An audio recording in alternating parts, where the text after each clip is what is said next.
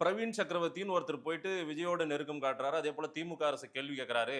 அதே போல உத்தரப்பிரதேசத்தை விட அதிகமா தமிழ்நாடு கடன் வாங்கிருச்சுன்னா அவர் குறிப்பிட்டு சொன்னா அவரை மாத்துங்கன்னு சொல்லி வாதம் பண்ணிட்டு இருக்காங்க. அதுக்கு காங்கிரஸ் இப்ப போர்க்கொடி தூக்கியிருக்காங்க. காங்கிரஸ் பேச வேண்டியதை விட்டு விட்டு இதையெல்லாம் விவாத பொருளாக்குவது என்ன மாதிரி ஒரு அரசியல் இது? அதாவதுங்க, ஒரு சைடு வந்து காவல்துறையால கெட்ட பேர் வருது அரசாங்கத்துக்கு. இன்னொரு சைடு வந்து கம்யூனிஸ்ட் கட்சியை விட்டுருங்க. கம்யூனிஸ்ட் கட்சி ஏன்னா வெளிப்படையா பேசுறது இல்ல. காங்கிரஸ் கட்சினால கெட்ட பேர் வருது. கொஞ்சம் கூட ஒரு நன்றி விசுவாசம் இல்லாத தன்மையை இன்னைக்கு காங்கிரஸ் கட்சியினுடைய தலைவர்கள் வெளிப்படுத்தி கொண்டிருக்கிறார். நன்றி விசுவாசம்னா யாருக்கு இருக்கணும்? கூட்டணி தர்மம்.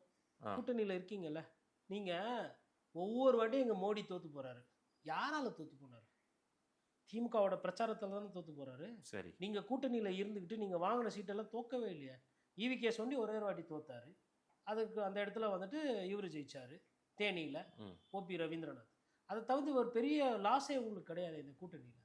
இன்னைக்கு தாவேக்கான்ற ஒரு புதுசாக கட்சி வந்தோன்னா நீங்கள் வந்து பல்ல பூச்சி பார்க்குறீங்க இல்லை திமுகவை. விஜயின்னு இல்லைன்னா இந்த வாய் வந்திருக்குமா? சரி, மக்கள் அரசியல் நீங்கள் எங்கே பண்ணீங்க? இன்னைக்கு நான் ஒரு உண்மையை சொல்கிறேன். காங்கிரஸ் கட்சியை விட பாஜக தமிழகத்தில் வளர்ந்துருக்கு. பாஜக தனித்து இருக்கிற காரணத்தினாலையும் அதிகப்படியாக பேசுறதுனாலையும் பாஜகவுக்கு அந்த லைம் லைட்டு கிடையாது. காரணம் அண்ணாமலை போன்றவங்க பேசுகிற அந்த தன்மை. இவங்க திமுகவோட கூட்டணியில் இருந்ததுனால இவங்க பெரிய கட்சின்ற ஒரு மாயையோடு இருக்கிறாங்க. இவங்க ஒரு தேர்தல் வெளியில் போயிட்டு நிற்கட்டும், இவங்க கதை என்ன ஆகுதுன்னு பாருங்க.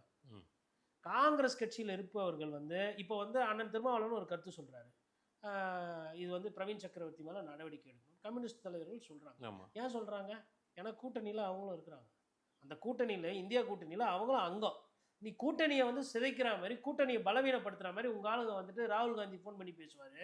அதற்கு பிரவீன் சக்கரவர்த்தி போன்ற இங்கேருந்து வந்து நான் வந்து கமெண்ட் அடிச்சுன்னு இருப்பாங்க. விஜயை நீங்கள் வளர்த்து விட்டுன்னு இருப்பீங்க. அப்போ இவங்கெல்லாம் வேடிக்கை பார்க்கணுமா? இதே விஜய் அவர்கள் வந்து ஒரு கூட்டத்தில் ஆதவர்ஜனை வைத்துட்டு திருமாவளவனா வர வேண்டியது வரல, எவ்வளோ நெருக்கடி பாருங்கன்னு சொன்னப்போ அந்த பிரச்சனை பெருசாகணும்னு மறுநாள் காலையில் அறிவாலயம் போய் அந்த பிரச்சனையை சரி செஞ்சுக்கினாரா இல்லையா? ஒன்று கூட்டணி விட்டு வெளில போயிடணும், இல்லை பிரச்சனையை சரி பண்ணணும், உறவாடி கெடுக்கக்கூடாது. அப்போ பாஜக அதிமுகவுக்கு என்ன துரோகம் பண்ணிச்சோ அதே தானே இன்னைக்கு காங்கிரஸ் கட்சி திமுகவுக்கு பண்ண பார்க்குது.